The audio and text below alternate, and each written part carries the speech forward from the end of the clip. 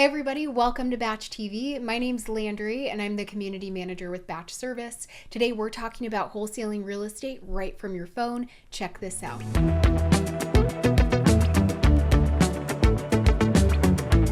So let's talk a little bit about what it looks like process-wise for somebody wholesaling.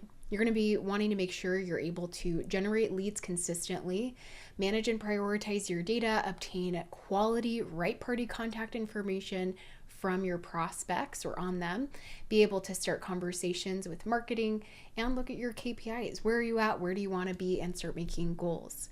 So I'm going to open up my mobile app, and if you have a BatchLeads account, all you have to do is go to the App Store or the Google Play Store, type up BatchLeads, download it, and you can log in with your same account credentials. So I have my menu pulled up here where you can find property search, which will allow you to pull a list of data and find sellers and buyers. If you guys want a deep dive or a video on this, let me know in the comments. We're not going to be going over this today, but so many different things you can do with it to really filter down a niche list to add that into your database. You have My List, which will allow you to view all of your saved data to do things in bulk, and even List Stack to find properties on multiple lists, which will help you find motivated sellers you didn't even know were there. Driving for Dollars, which is what we're covering today, which is a great method in generating leads, especially when you're getting started.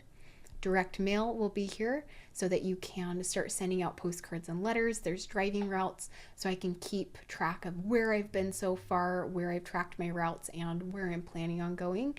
My inbox, if I have texting my account, I can stay on top of my messages and KPIs. What have I done so far? What am I wanting to do and make my goals? And then of course support is here. So let's get right into Driving for Dollars. The really great thing with this is that you don't have to be driving. You could simply go on a walk. Or I used to talk to a couple investors that would actually scooter for dollars. So they would hop on a couple of electric scooters in a distressed neighborhood and start adding properties that way, which I loved. So in here, you do have a gear icon in the top right-hand corner, which will allow you to switch between default or satellite kind of map view. You do have an option to tap to save a property, which is what it sounds like. You just tap on an address and it saves to your account. I'm not going to turn that on for now, but do remember that will make your life a lot easier. You can show your past driving routes, 0 to 6 months, 6 to 12, 12 to 24. It'll be color coded as well on your map. Displaying the house number, which I always recommend having on, performance mode, optimized driving route, a lot of things that you can look at in the help center as well to learn more. So I'm going to go back. We're going to get right into it and click Start Driving in the top left-hand corner. This will allow you to pick a list that will be kind of your default. So when you find a property that maybe has a damaged roof or damaged siding or broken or boarded up windows or poor landscape, you can tap on that property and it will be saved to a specific kind of pre-selected area. So I'm going to put it into my Driving for Dollars list. If you don't have something fitting for what you're, kind of wanting to, you can always click on the addition symbol in the top right-hand corner to create something new. But I'm going to select that, click Apply. And you're going to see that it is now tracking me. So my location is turned into a bigger blue arrow. I can see at the top of the screen that it will keep track of the distance I've driven so far, how many properties I'm adding, and the duration of time spent. What's really cool about this too is that recently one of our Batch Service community members shared that they were actually busy on a train and they added a property that they reached out to that owner and they were actually interested in what they were offering, and they're continuing to follow up, which is so powerful. So it just goes to show you that when you have a tool like this right in your pocket, that there's no excuse to not pull it out and be consistently doing things within your business, of course, if you're able to. But I just love that, and it's something to keep in mind with having all the things that I'm going to share with you guys today. So once you're actually tracking, I'm just going to go to a street to add a property, for example. Let's say that I'm driving down this road and I find a address that I'm interested in and tap on the house number here.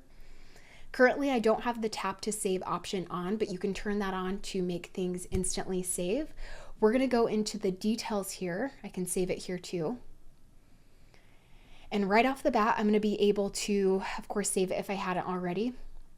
I can upload a photo here. It's a little upload button in the bottom left-hand corner of this picture area. So if I'm right in front of it, I can take a photo for my own reference that I was actually physically there, what it actually looked like. I can skip trace them right off the bat to get right party contact information. So I can give them a phone call, and reach out to them later. I can manage it a little bit. Property information, contact info. Now that I skip traced it, I'll have that. Characteristics, sale and loan info, tax information, MLS, and foreclosure and lien if applicable. And then you even have a comping tool built right within the app. So I could be sitting right in front of the property and kind of looking at the rest of the neighborhood and analyzing a little bit, running my numbers, getting a good idea. I can leave notes. I can also see what I've done with this property so far under activities. Now, when you finish, I'm just going to go ahead and click stop or pause tracking in the top left-hand corner. And the way this would work is that the system would just track along with you and your location would continue to follow. I'm just stationary, so it's not showing, but I'll go ahead and stop and save this. And after I confirm, I'm going to be able to go and view my past routes. So it will take me to another section within my menu. I can see all of my live routes and I can see all of my virtual routes. If you guys are interested in doing this from the comfort of your own home, you can learn more about virtually canvassing or virtually driving for dollars right here on BatchTV as well, which is really awesome. So being able to view your past routes, and if you tap on them, you'll actually be able to be brought to that area. So let's find an example here. This one was a longer route that I added like 12 properties, how long I drove, and it will show me which properties I added. I can tap on those and look at the details. Now, after you've added your properties, you're going to be able to manage them in my list right here in your menu. This is where I can, of course, just tap on the addresses and look at that same information we were viewing earlier. I can also use this toggle icon in the top right hand corner to filter out exactly what I'm looking for. I can list stack, find that really prioritized information that's really important that I want to focus on. And I can use bulk actions by clicking the check mark button in the top right hand corner, selecting things that I want, clicking actions. I can manage things here or update them. I can even create driving routes here with my already saved properties. A great use case would be maybe you pulled a list that you weren't able to actually go and see those properties, but maybe you want to go and take a trip over to something really specific. Great time to use that. Skip trace people in bulk to get their contact info, and a couple other things here too. So you've managed to obtain that data, adding as many properties as you can when you're driving for dollars or walking or scootering around. And then now that they're added into your database, you can start managing them a little bit deeper. Now that we have their contact information, I can easily go to direct mail, which everybody has in their account. And first of all, I can view my past mail campaigns, which let's look into what that looks like. Here, everybody will have all of the tracking details and everything to kind of know what's happened with your past campaigns, which is really nice. Your tracking details will be here, what's been distributed, what's been delivered, if it hasn't been delivered, kind of giving you an idea. And under leads, you'll be able to see everybody kind of separated by what's been delivered and so on. Now, to create a campaign, at this time, you do have to have your templates and signatures already set up on your desktop.